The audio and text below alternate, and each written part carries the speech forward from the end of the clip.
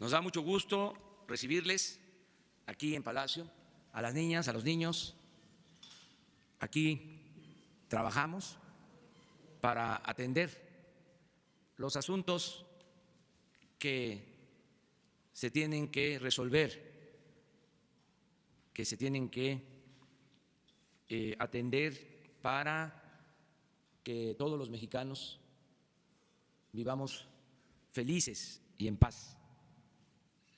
Las niñas, los niños, los jóvenes, los papás, las mamás, los abuelitos, las abuelitas, que seamos muy felices en México. Y hoy les invitamos, porque es el Día del Niño y de la Niña, y son ustedes nuestros invitados especiales.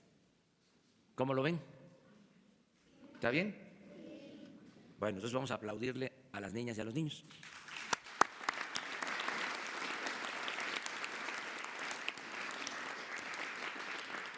Y la felicitación a todas las niñas y los niños de México. Parte de nuestro trabajo es informar a los ciudadanos de lo que se hace en el gobierno. Todas las mañanas tenemos este encuentro con los periodistas, mujeres, hombres que se dedican a informar. Ese es el oficio del periodismo, los que trabajan para informar a todos los ciudadanos. Y todos los días tenemos esta reunión y se informa a través de los periodistas, de los medios, a toda la población. Se llama rueda de prensa. Nosotros decimos diálogo circular, porque no solo hablamos nosotros, sino los periodistas preguntan y nosotros contestamos. Son mensajes de ida y vuelta, de allá para acá y de aquí para allá. Se establece ese diálogo. Se hacen estos encuentros todos los días de 7 a 8 de la mañana. Por eso son las 7:02. Se llevan a cabo estos encuentros con los periodistas. Les invitamos para que puedan ustedes ahora, como testigos, como invitados especiales, presenciar cómo es esta conferencia de prensa. Vamos a comenzar ya. Ahora en las sillas de atrás están las periodistas y los periodistas, que siempre están aquí adelante, pero ahora ustedes son los invitados especiales, por eso están en las primeras filas.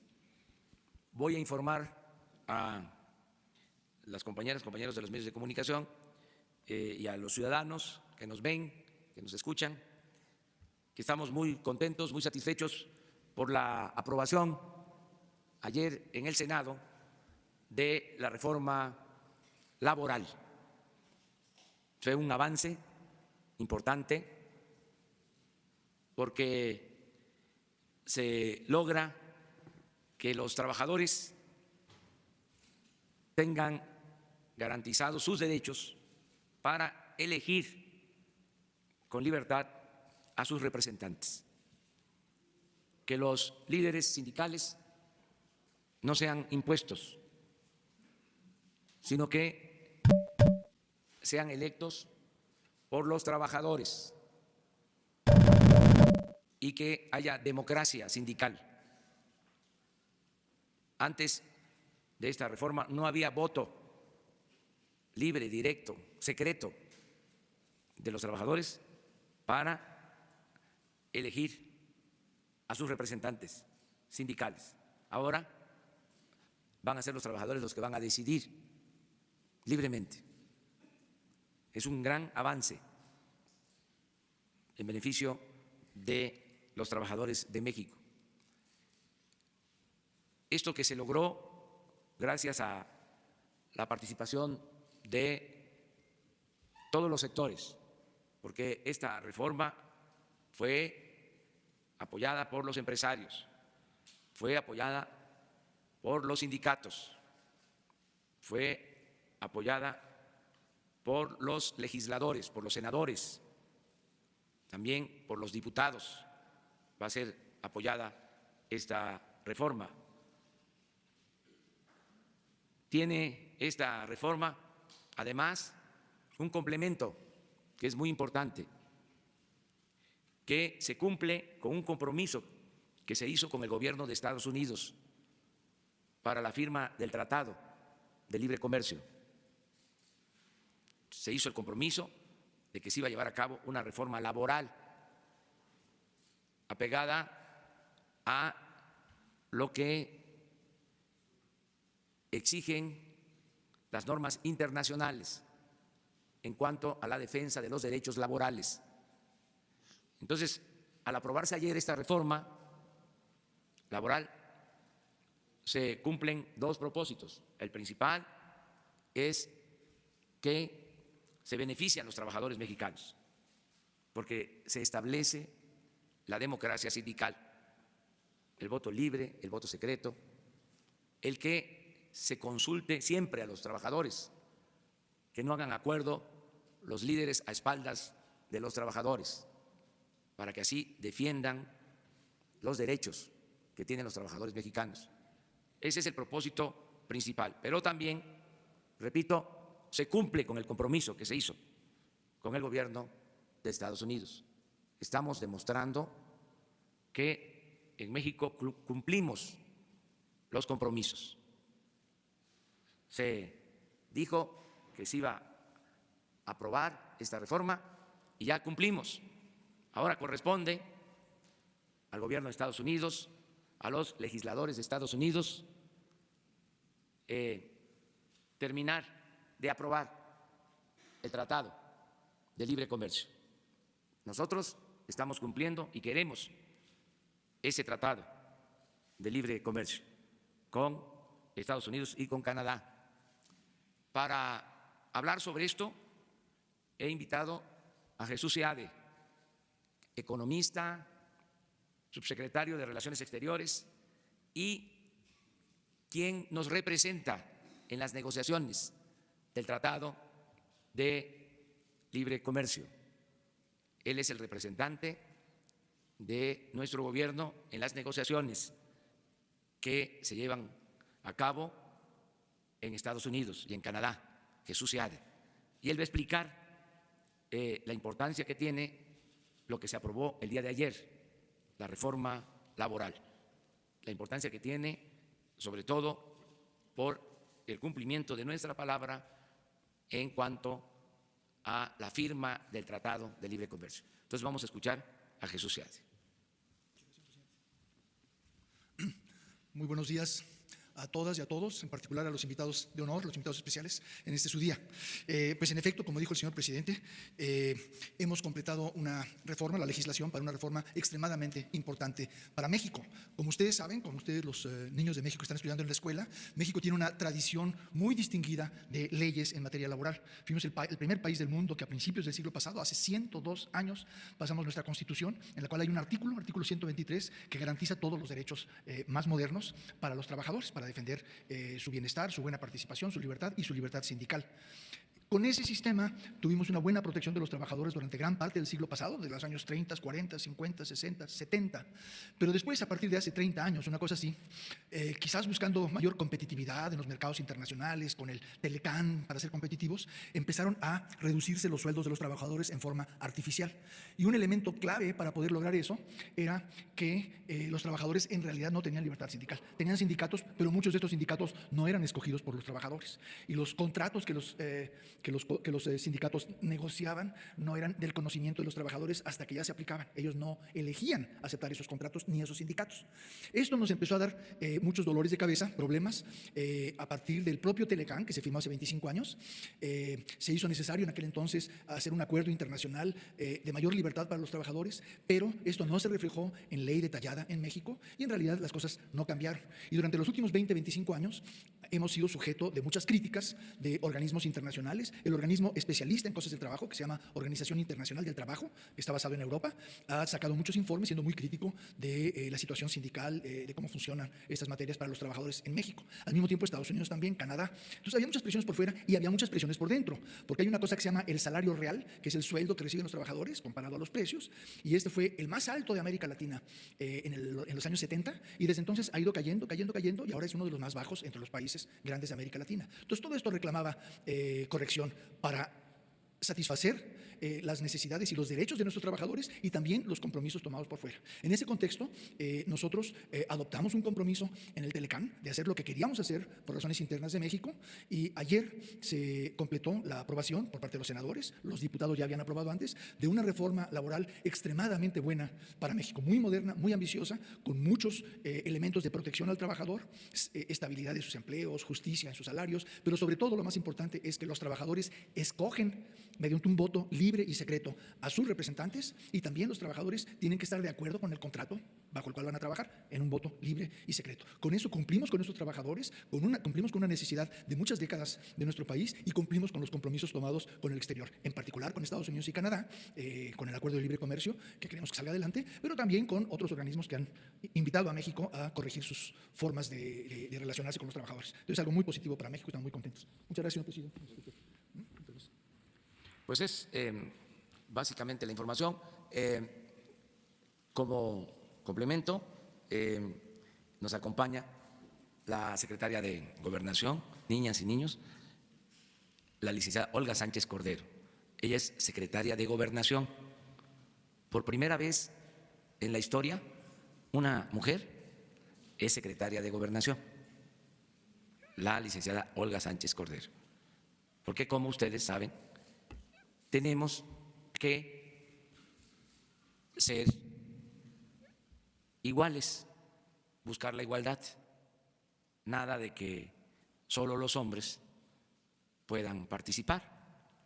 Tienen que participar mujeres y hombres en igualdad, en todo, niñas y niños. Entonces, también en el gobierno hay esta igualdad en los cargos que se tienen en el gobierno federal. La mitad son mujeres en las secretarías. Son 10 hombres y 8 mujeres. Así es el gobierno. El gabinete. En la Cámara de Diputados y en la Cámara de Senadores, lo mismo. Ya se logró también esta igualdad. Mujeres y hombres. Igual, antes no era así. Ya hemos ido avanzando en eso y hay que seguir avanzando. Y también nos acompaña el secretario de Educación Pública, Esteban Moctezuma. Él es el encargado de todo lo relacionado con la educación pública. El preescolar, la primaria, la secundaria. Ustedes están en primaria, ¿no? ¿En qué año? Segundo. O sea, tienen 7 años en promedio. 8. 7, claro, 7. Esteban se hace cargo de preescolar, primaria, secundaria, que se le llama educación básica. Luego, también Esteban se hace cargo de la educación media superior, lo que antes se conocía como preparatoria, que son los colegios de bachilleres, las escuelas técnicas, y también se hace cargo de la educación superior, las universidades, los institutos, y más allá de la licenciatura están los posgrados, maestría, doctorado, toda la educación, que es muy importante. Eso es el trabajo de Esteban, que trata con las maestras, los maestros de México, que son muy buenos. ¿Ustedes qué opinan de las maestras y de los maestros? ¿Son buenos? Sí. ¿Son buenos? Sí. A ver. Esto es muy importante. ¿Sí les enseñan? Sí. Bueno, un aplauso para las maestras y los maestros. Dicho todo lo anterior, ahora vamos a pasar a las preguntas y a las respuestas.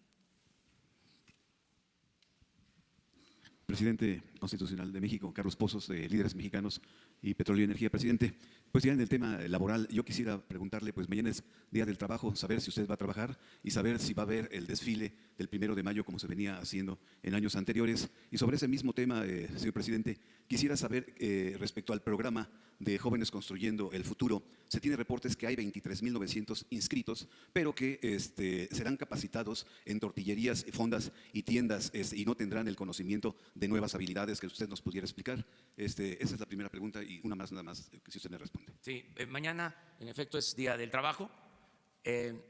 Como lo han hecho siempre los sindicatos, van a manifestarse, va a haber marchas de las distintas organizaciones laborales.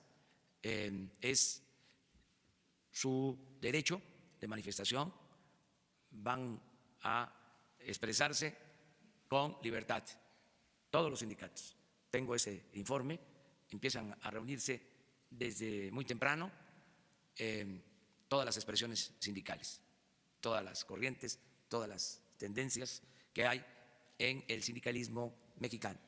Y yo estoy haciendo una invitación a dirigentes de todas las expresiones, lo más plural que se pueda, para que podamos convivir mañana al mediodía, terminando las manifestaciones, invitar a algunos dirigentes para que podamos platicar y reafirmar nuestros compromisos con el sector laboral. ¿Pero va a encabezar usted desde el balcón presidencial? No, porque en esta ocasión es una manifestación libre de todos los trabajadores. Vamos a analizar si conviene o no el hacerlo como se acostumbraba anteriormente.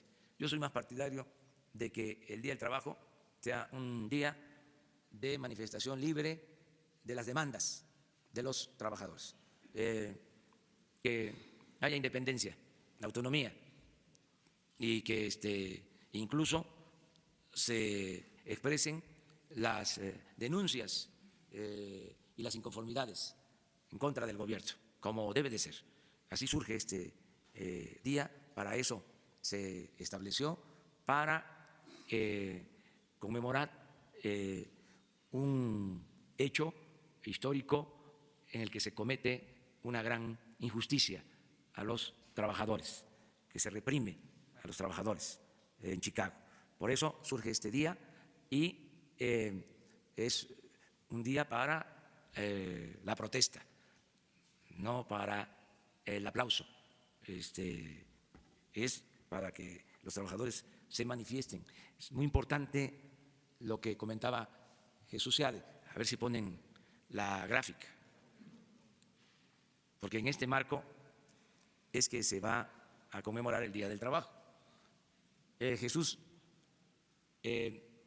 nos explicaba de lo que ha significado la política neoliberal o neoporfirista en cuanto al salario de los trabajadores.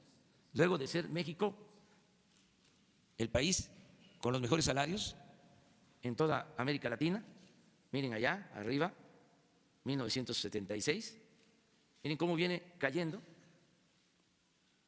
Lo rojo es cómo se viene deteriorando el salario y llega a ser uno de los salarios más bajos de América y del mundo. Es para nosotros muy satisfactorio poder decir que al inicio de este gobierno se da un aumento al salario mínimo y también a los salarios en general. Y ya se ve aquí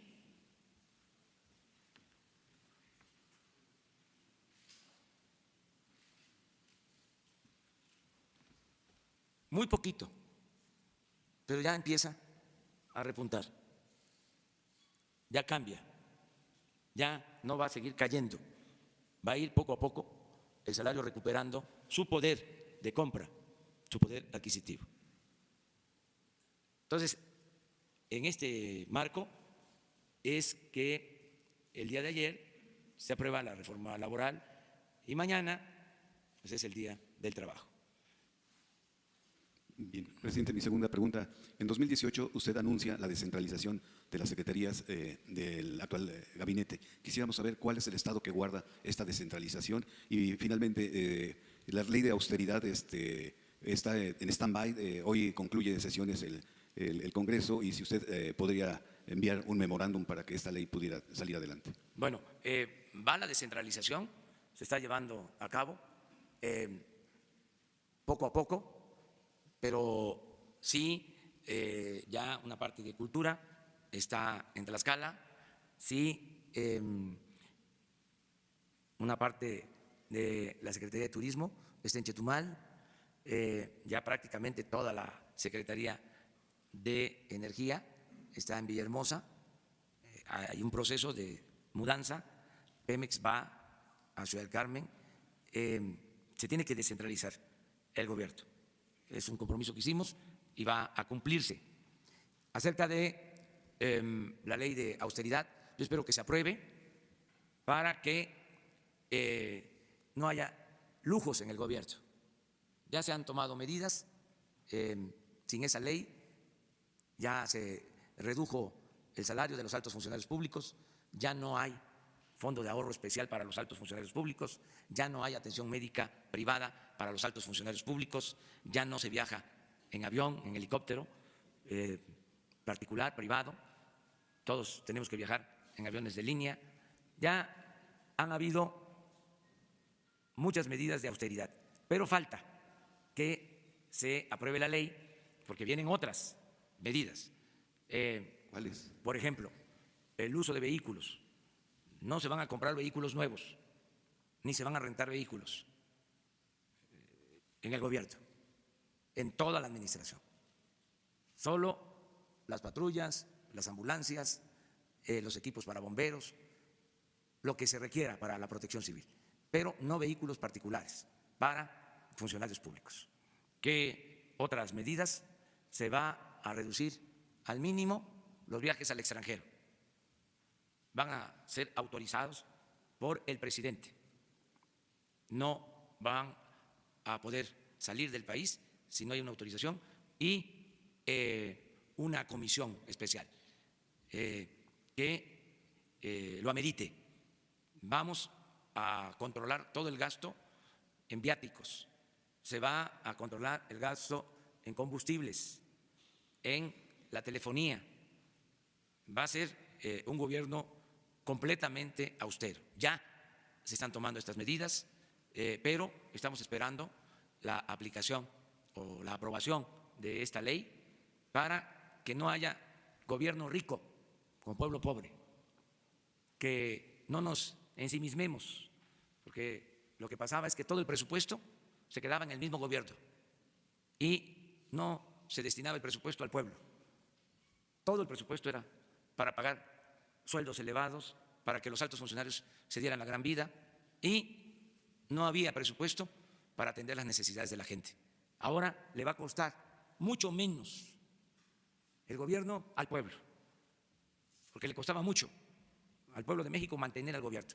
Era un gobierno mantenido y bueno para nada. Todo esto va a cambiar. Muchas gracias. ¿Ustedes dos? Señor presidente, Jaime Hernández, de Bajo Palabra. Usted ha dicho reiteradamente que primero, antes que otra cosa, la justicia y el combate a la corrupción. También ha expresado su respeto a la autonomía de los poderes de los estados. Sin embargo, existe un clamor popular contra la deficiente y corrupta procuración de justicia en los estados del país, donde jueces y magistrados se han convertido en una mafia nepote que reparte los cargos del poder judicial a hijos, primos, amantes, amigos, dejando fuera a personal con carrera judicial. Hay más militares, funcionarios y hasta gobernadores sancionados que jueces y magistrados por ineficacia y corrupción. Pasa lo mismo con las fiscalías, donde para resolver los casos de alto impacto inventan pruebas y declaraciones. Un ejemplo es en Guerrero, donde un padre y su hijo fueron secuestrados por judiciales y luego presentados como culpables de homicidio de un empresario. Este tipo de inmoralidades del Poder Judicial se repiten a lo largo del país. Mi pregunta es, ¿cómo hará usted para que la justicia y el combate a la corrupción de la Cuarta Transformación alcance también a la corrompida Procuración de Justicia en el país, respetando la autonomía de los poderes de los estados? ¿Ha pensado que también hace falta una purificación del Poder Judicial en el país para que haya justicia confiable y, sobre todo, expedita? Sí, mire, yo creo que se va a ir avanzando cada vez más en la impartición de justicia. En efecto, había un mal ejemplo de parte del Poder Ejecutivo. Se castigaba a los adversarios, se fabricaban delitos y se garantizaba impunidad a los cercanos. Se castigaba a los que no tenían agarraderas, influencias, a los que no tenían con qué comprar su inocencia. Todo eso va a cambiar y ayuda mucho el ejemplo que se dé desde el Ejecutivo. Si no hay impunidad, si el Ejecutivo no protege a nadie, esto va a ser la diferencia. Porque antes había consigna de parte del Ejecutivo, intervenía el Ejecutivo en el Poder Judicial para que se actuara a favor o en contra de las personas. También antes el procurador era un empleado del presidente. Ahora el fiscal general, que antes era el procurador, es independiente. Yo no hablo con el fiscal.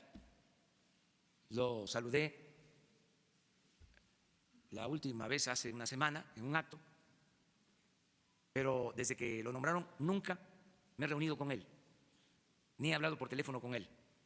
Yo creo que ya lleva como 2 meses y no me he reunido con él ni he hablado por teléfono con él, con el fiscal, porque es independiente, es autónomo. Lo que estamos nosotros planteando es que todos los asuntos que tienen que ver con la Fiscalía se deben de atender y vamos a estar presentando cuántos asuntos se han enviado a la Fiscalía y qué ha habido de respuesta. En cuanto al Poder Judicial, lo mismo. No hay autorización de nadie para ir a pedir favores a jueces, a magistrados, a ministros. Es un poder independiente, es un poder autónomo. Eso no existía. Antes había hasta teléfono directo del presidente de la República al presidente de la Corte, un teléfono rojo. Y a lo largo de la historia, sobre todo en el Porfiriato y después de la Revolución también, el que mandaba en el Poder Judicial era el presidente. El Ejecutivo era el poder de los poderes. Eso se terminó, se acabó. Es de los cambios muy importantes. Y yo celebro que ahora en la renovación de la Suprema Corte estén llegando ministros nuevos. El presidente de la Suprema Corte es un hombre honesto, recto. Entonces tengo confianza de que se va a limpiar el Poder Judicial, pero lo tienen que hacer ellos, lo tienen que hacer los propios integrantes del Poder Judicial. No lo puede hacer el Ejecutivo. Sería una interferencia, sería violatorio de la Constitución, porque es un poder autónomo. Yo espero que se limpie el Poder Judicial, que los jueces actúen con apego a la ley, que no sean corruptos, jueces, magistrados, que los ministros también sean gente íntegros, mujeres y hombres, que actúen con integridad. Es un proceso. Y luego están los poderes de los estados, que son gobiernos soberanos, también autónomos. Sería muy bueno que los presidentes de los tribunales superiores de justicia de los estados no fuesen empleados de los gobernadores, porque resulta, con todo respeto, que la mayoría de los presidentes de los poderes judiciales en los estados, el Tribunal Superior de Justicia del Estado, depende del gobernador. Casi en todos. Es una mala costumbre. Entonces no hay independencia. Cuando fui jefe de gobierno, fueron a verme los magistrados del Tribunal Superior de Justicia del Distrito Federal en ese entonces, para decirme, porque iban a elegir al presidente, que si cuál era mi opinión, y les recomendé que de manera libre los magistrados eligieran al presidente. Estaban sorprendidos, pero así se hizo. De manera democrática, los mismos magistrados en el Distrito Federal eligieron al presidente. Eso no se acostumbraba y todavía no se ha cambiado esa práctica en la mayoría de los estados. Ojalá y se le dé libertad, autonomía, o que el Poder Judicial en los estados se revele. La libertad no se implora, se conquista. ¿Cómo van a estar los del Poder Judicial en un estado o los del Poder Legislativo en un estado? Porque también sucede con los congresos locales, subordinados a los titulares del Poder Ejecutivo en los estados. Es un proceso de cambio. Y regresamos a lo de ayer. Imagínense que ahora los trabajadores van a poder elegir a sus dirigentes. Voto libre, secreto. Me han informado que se aprobó en el Senado también una modificación al artículo 123 para que la democracia sindical aplique a los trabajadores al servicio del Estado. Ojalá y se apruebe, porque entonces también los maestros van a tener que elegir a sus dirigentes sindicales con voto libre, directo, secreto. Y la verdad va a ser muy interesante observar una elección de todos los maestros de México para ver quiénes van a ser sus dirigentes en elección abierta, libre, con voto secreto. Y sería extraordinario, eso sería un paso más, que estas elecciones las organizara el Instituto Electoral. Se podría llevar a cabo. Entonces, todos, sin compra de voto, sin amenazas, voto libre.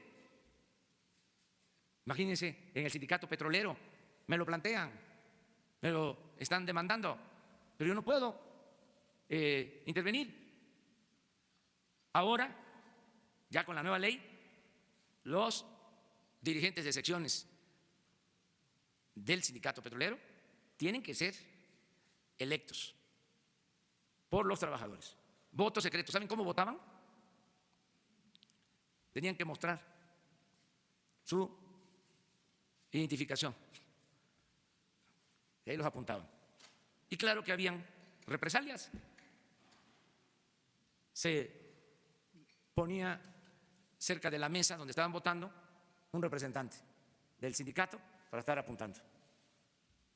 Ya eso se termina y vamos a cuidar de que se respete lo que se está aprobando en la ley, que no haya simulación. Muy bien. ¿La compañera?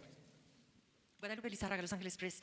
Señor presidente, ¿cómo hace valer su palabra aquí en las conferencias de prensa para que se transforme en una auténtica gestión pública? Esto porque, ¿cómo llega a que sus instrucciones se den seguimiento por su gobierno? Lo digo porque en el caso del titular del Instituto de Mexicanos en el Exterior, Roberto Valdominos, ha estado prohibiendo la entrada a migrantes a los foros consultivos en Estados Unidos. Uno de estos foros fue en Nueva York recientemente y la persona a la que se le prohibió entrar a este foro es un migrante con más de 20 años, Francisco Ramírez, albañil de oficio y un activista de derechos humanos, entre otras 4 personas más. A él se le prohíbe la entrada por ser crítico, por haber sido crítico en su campaña de gobierno, en campaña para la presidencia en Nueva York, en una de sus visitas. Además de ese caso, pues fue maltratado verbalmente, físicamente. Otro de los puntos es la libertad de expresión, la censura, que aquí mismo en la conferencia de prensa yo he sufrido porque su conferencia de prensa fue cortada en mi denuncia sobre la falsedad del caso Wallace por revelar las agresiones de parte de Isabel Miranda, y en esta parte Notimex cortó esa parte del video. Y además también hay denuncias en el Senado, hay un punto de acuerdo por las violaciones a los derechos laborales de corresponsales en el extranjero, también por esta agencia del Estado. Esa es mi pregunta. Muchas gracias. Sí, mire, ya se escuchó la denuncia y el secretario de Relaciones Exteriores tiene que atenderlo. No hay ninguna indicación para limitar a nadie su derecho de manifestación, a nadie. Puede ser que alguien se tome estas atribuciones y además también no se puede de la noche a la mañana eliminar por completo el autoritarismo. Llevamos unos meses. Siempre digo que todavía no termina de irse el viejo régimen con sus prácticas y no termina todavía de nacer lo nuevo. Es un proceso de transición. Lleva tiempo, porque es un asunto incluso de mentalidad, de cambio de mentalidad. ¿Sí? Entonces, poco a poco tienen que ir entendiendo de que nosotros somos servidores públicos, siervos de la nación, y que tenemos que escuchar a todos y respetar a todos. Entonces, el hecho de que tú estés expresándote como lo estás haciendo, con libertad, y que nos estén escuchando, y que sepa el señor que estás señalando que no dejó pasar o participar a un migrante, ya este hecho, ¿sí?, es algo positivo, porque antes no se escuchaba a nadie, se silenciaba todo. Y además que Marcelo Ebrard tome cartas en el asunto. Acerca de si hubo censura en Notimex, no creo. En el caso de Notimex también ya se dio un cambio. Quien está a cargo de Notimex es una periodista profesional, íntegra, incapaz de censurar a nadie. Y aquí nos están viendo pues miles de personas, nos están viendo y nos están escuchando. Entonces no hay censura, hay transparencia completa. Muy bien, una más, a ver. Sobre el caso, presidente, buenos días y bienvenidos a los niños. En el caso de Venezuela, presidente, sobre este intento de golpe de Estado que está denunciando el gobierno de Nicolás Maduro y este llamamiento a salir a las calles, a los militares y a los ciudadanos que hace Juan Guaidó, ¿cuál es el posicionamiento que tiene su gobierno, presidente? ¿Cuál es el llamado que hace? Esto está sucediendo en estos momentos en calles de Venezuela. Gracias. El mismo de siempre, apego a nuestra Constitución, no intervención y autodeterminación de los pueblos y solución pacífica en los conflictos. No intervenir en estos casos. Es muy clara nuestra postura. Deseamos que haya diálogo, que se respeten los derechos humanos, que no se apueste a la violencia en todos los países del mundo, pero no intervenimos, porque el respeto al derecho ajeno es la paz. Muchas gracias. Tenemos que irnos porque vamos a desayunar con las niñas y con los niños. Les informo, voy a estar en la reunión del Infonavit. Voy a estar el día de hoy como parte de mi agenda.